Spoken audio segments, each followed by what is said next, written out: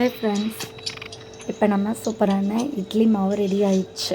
Night அரைச்சி வச்சது நல்லா பொங்க சூப்பராக ரெடி ஆயிடுச்சு. பார்த்திங்களா, அப்படியே நல்லா அடி விட்டு கிண்டி கொடுத்துட்டு அப்படியே ஒவ்வொன்றா இனிமேல் இட்லி ஊற்ற வேண்டியதுதான். என்னோடய இட்லி தட்டு ஒரே நேரத்தில் 15 வச்சுக்கலாம்.